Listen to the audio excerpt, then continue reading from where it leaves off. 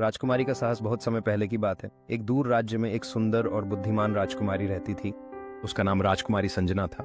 वह न केवल अपनी सुंदरता के लिए जानी जाती थी बल्कि अपने साहस और न्यायप्रियता के लिए भी प्रसिद्ध थी। राज्य पर संकट। एक दिन राज्य में अचानक संकट आ गया। एक दुष्ट जादूगर काल्यान ने राज्य पर हमला कर दिया और राजा को बंदी बना लिया। जादूगर ने घोषणा की कि अगर राजकुमारी उससे विवाह नहीं करती तो वह पूरे राज्य को नष्ट कर देगा। राजकुमारी संजना दुखी थी, लेकिन वह हार मानने वालों में से नहीं थी।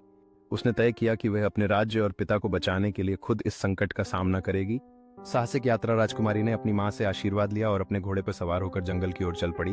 उसे पता चला कि पहाड़ों के पार एक महान साधु रहते हैं जो जादूगर को हराने का उपाय जानते हैं। रास्ते में राजकुमारी को कई कठिनाइयों का सामना करना पड़ा। एक जगह उसे एक विशालकाय सांप से लड़ना पड़ा तो दूसरी जगह उसे तेज बहती। राजकुमारी ने अपनी चतुराई और साहस से सभी बाधाओं को पार किया। अंततः वह उस महान साधु के पास पहुंची जो एक सुंदर बगीचे में ध्यान कर रहा था। साधु ने राजकुमारी को देखा और उसकी बहादुरी की तारीफ की, फिर उसे जादूगर के खिलाफ लड़ने का एक तरीका बताया। साधु ने राजकुमारी को एक जादुई तलवार भेंट की जो दुश्मनों को पराजित करने में सक्षम थी।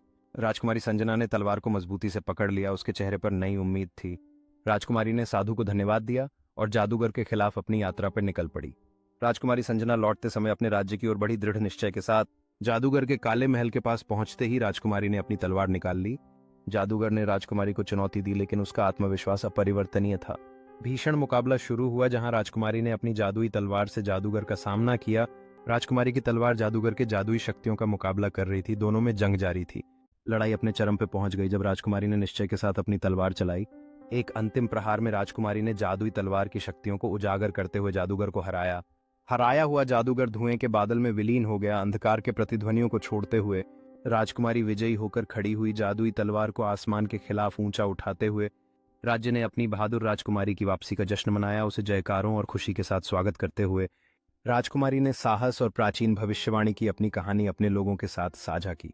गांव वालों ने आश्चर्यपूर्वक सुना। उसकी बहादुरी और संकल्प से प्रेरित होकर राजकुमारी ने अपने राज्य की रक्षा करने और प्राचीन भविष्यवाणी को बनाए रखने की शपथ ली। लोग उसके चारों ओर इकट्ठा हुए, उज्जवल भविष्य की अपनी आशा में एकजुट होकर।